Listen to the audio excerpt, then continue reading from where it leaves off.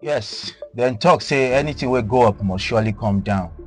But no be for this scenario, no be for waiting they happen for the African Cup of Nations.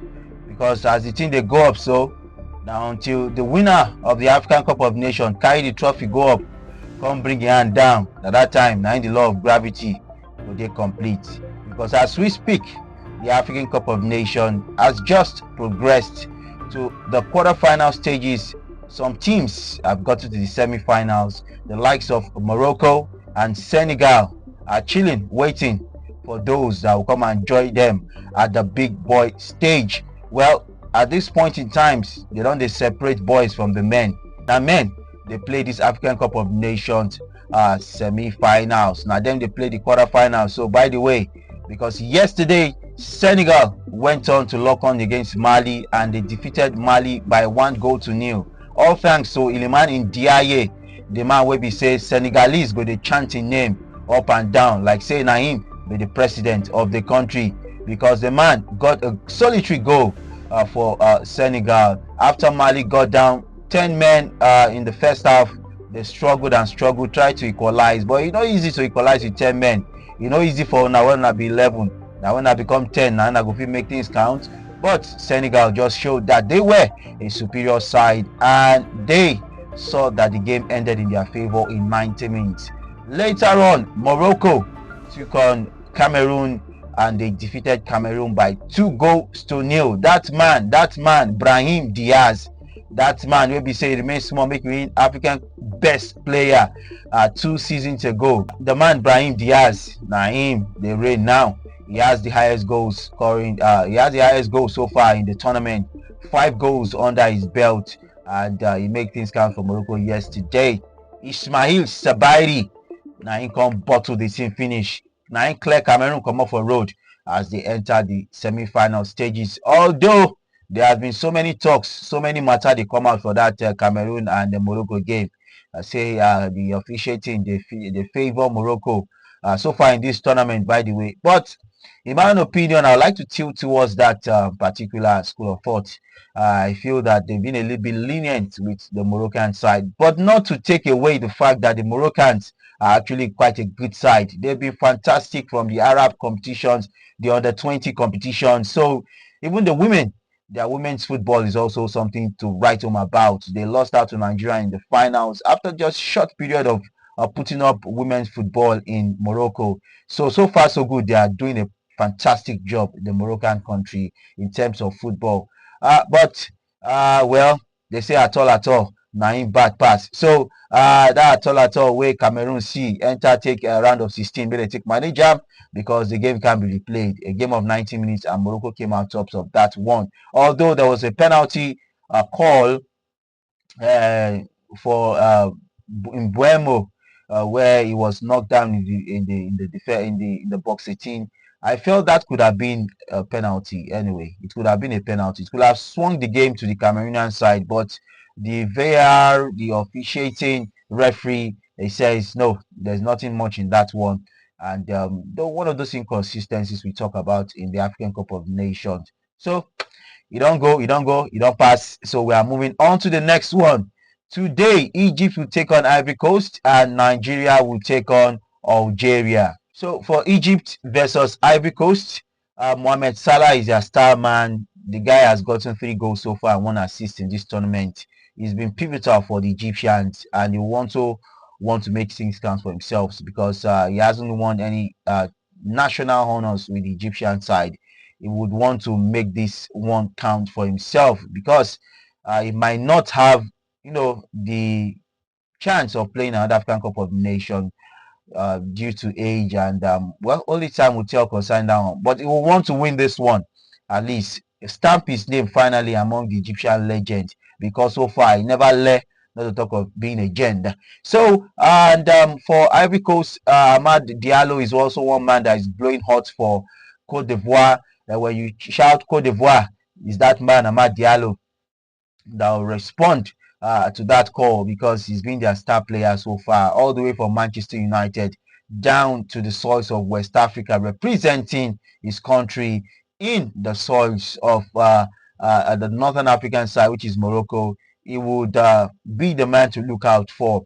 The midfield battle for Egypt and Algeria, to me, I think is a bit balanced. Is a bit balanced. The defense also is a bit balanced. Attack, I feel you have for Egypt, you have Mohamed Salah, Omar Mamouche, leading the line for Cote d'Ivoire. Is Amad Diallo. He's just the man you can always call. That's at that level. So, and the co-strikers and fellow team members, it's a balanced game as far as I'm concerned. No team has more power. In fact, if you are looking for a team that has upper hand between Egypt and Ivory Coast, that should be Ivory Coast. Come on, they are the defending champions. Easy. They defeated Nigeria in their the last final, which they hosted, and it's a good drive for them. Are they going to win it back to back, like the way Real Madrid did, or will Egypt also show some Real Madrid attitude by going on to win their eighth African Cup of Nations title? A lot is at stake for both sides, so it's not as if one side is more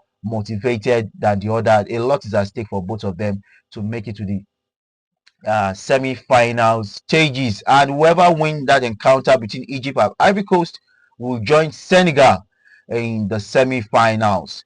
So up next, up straight, is Nigeria or Algeria. These sides have met 4 times in the African Cup of Nations, dating back as 1988.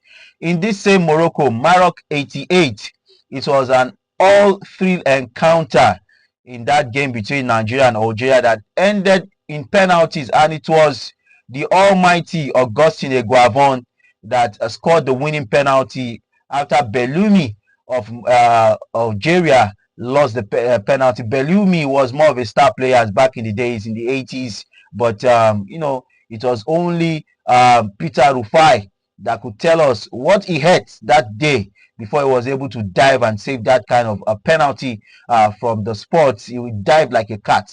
That's why they usually call him a cat.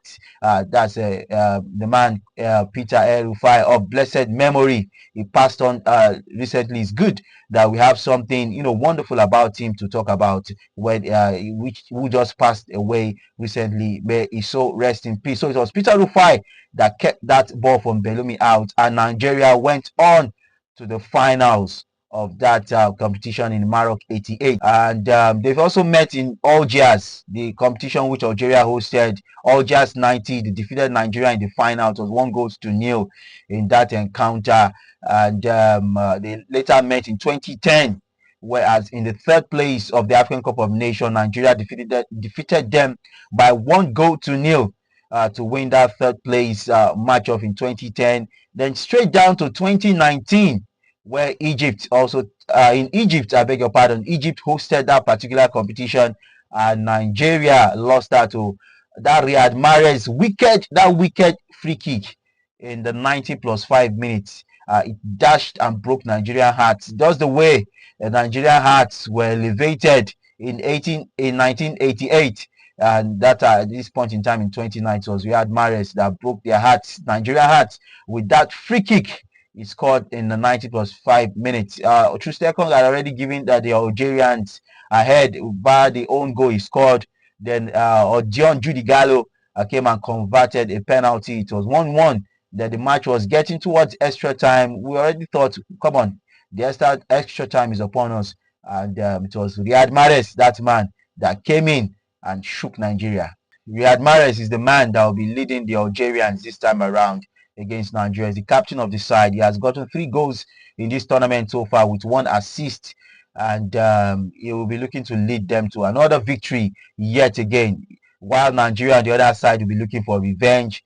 Mahrez will be looking to keep to bring back history and make things count for Algeria. Riyad Mahrez alongside Maza is another man for Algeria that has gotten on the score sheet. He has scored 2 goals and 1 assist. So he will be fancying another chance to make Algeria proud once again. So let's look in deep into what we could be expecting in the my star game of today. With all due respect to Egypt and Ivory Coast, I know there's something to fight for, interesting game to look at for, interesting matchup. But I'll be panning my spotlight into today's game between Algeria and Nigeria. So for Algeria, the attacking lineup is quite a decent one, which Mahrez is spearheading. Algerian attack versus Nigerian defense. Now that will pull me quickly to Nigeria, and I'll just be juxtaposing both of them for proper clarity. So I feel the Algerian attack is strong. You know, the midfield supports the attack. So the Algerian midfield is quite a decent one, with the likes of Rodowi, Zehuki, and Haib, manning that midfield for Algeria. It's a decent one, supporting that attack. I feel it's going to go a long way for Algeria.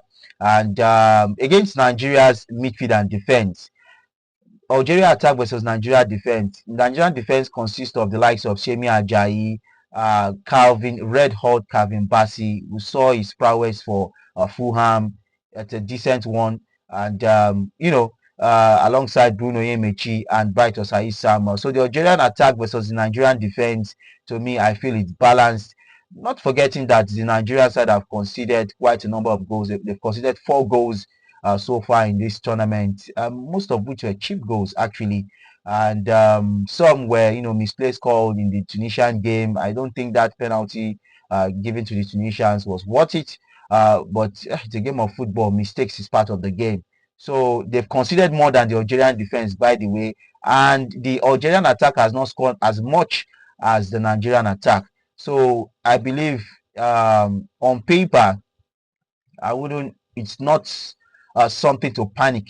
I believe the Nigerian defense on paper and player quality can at least match the Algerian attack. It's at a balanced level. I think it's 50-50. The Algerian attack tackling the Nigerian attack. It's not as if the Algerian attack has the upper hand than the Nigerian defense. So I feel it's a balance. A balance battle between them, that is attack against defense. Now let's go quickly to Nigerians attack against the Algerian defense, with the likes of Ademola Lookman, the likes of Victor Osimhen, Akko Adams, then from the bench Ejuke, Samuel Chukwueze, Paul Onuachu, coming from the bench to score a goal in this African Cup of Nations, just shows the bite that the Nigerian attack has. Come on, Nigerian attack can boast of two previous CAF best player winners just 3 series ago. Nigerians, both of them have picked 2 respectively.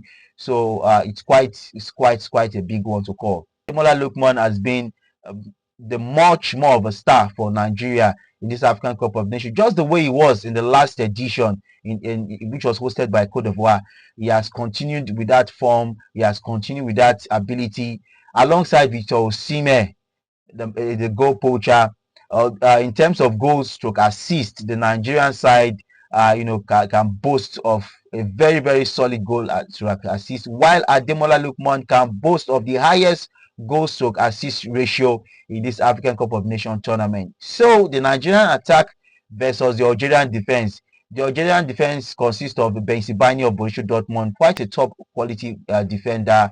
They have the likes of Aitinori right there of Manchester City. Aitinori has not gotten lots of games for Manchester City this period. The last time he played for Manchester City, it was a loss to Bayern Leverkusen, 2-0 in that Champions League encounter. So so far so good. He hasn't been playing, but surprisingly, he's been part of a team that has gotten one of the best defense in the African Cup of Nations. Not to also forget that the son of Zinedine Zidane, Lucas Zidane, has kept lots of clean sheets. He has only conceded 1 goal for Algeria. He's making his father proud. His father is a misfit maestro, but the son decided to follow his own path. I would write my own story, Daddy. Luka told his father Zinedine Zidane, I want to be a goalkeeper, a prolific one at that. And according to reports, Zinedine Zidane is in Algeria, watching his boy and supporting him from the stands, and he's quite proud. I must say, you could see it on his face. So Nigerian defense versus Algerian attack. I believe Nigerian attack is here while the Algerian defense is somewhere here. In terms of on paper prowess and what's the workings, the form they've had so far. While the Algerian attack is here, then the Nigerian defense is maybe here and here and here. It's they are even they are the balance, if I must say, But even if the Algerian attack is going to slightly come up a bit, they are going to be just down a bit. So basically, it's more like a close one for Nigeria, Algerian attack versus Nigerian defense. Now let's look at the midfield battle. The midfield battle is another interesting one because this Nations Cup so far has seen Alex Iwobi, making things count, throwing those key passes that eventually leads to goals in this particular tournament. Wilfred Ndidi, that guy has been a beast in the midfield alongside Frank Oyeka. He has found a very wonderful partner or partners to make the midfield well shot. Back in the days, the Nigerians are always scared of who is going to be in the midfield because at the end of the day, when you hear the squad, the squad call up squad for the for tournament, you get to see just 4 or 5 midfielders, whereas you can have thousands of people in the defense and thousands in the attack. But these days, there are more midfielders coming into shape, into play, and you can see it impacting positively on the game of Nigeria. So midfield battle, Nigeria is here and Algeria is somewhere here on paper and in my own opinion. So and overall rating for both sides, I feel the Nigerian side have over more better ratings than the Algerians in terms of club football, in terms of form, in terms of value, player value. No, you can't. The Algerians can't match Nigeria. But those things don't count when it comes to the game of football. 90 minutes man to man is what tells at the end of the day. If you don't believe that, you can ask how Cape Verde of Comoros Island were able to really torment big teams in the last African Cup of Nations editions. So, and finally, I'm looking at the fact that this game, I'm going to predict Nigeria to come out tops of this one and progress to the semi-finals. And it may enter extra time based on the caliber of games and based on history. It's always been tight and tough between Nigeria and Algeria. So that's for today's analysis and preview and review. I hope you've been enjoying this and much more to come later on as it speaks. So my finally my predictions for those that will join their counterparts in the semi-final. Ivory Coast will join Senegal in the semi-finals, while Nigeria will join Morocco in the semi-final. That is my final statement. You can take it to the bank. You can use it to cash out. You can use it to settle your tax. Take these words from me. On that note, I'll drop the curtails and I'll go see you now later on. Have a wonderful day ahead.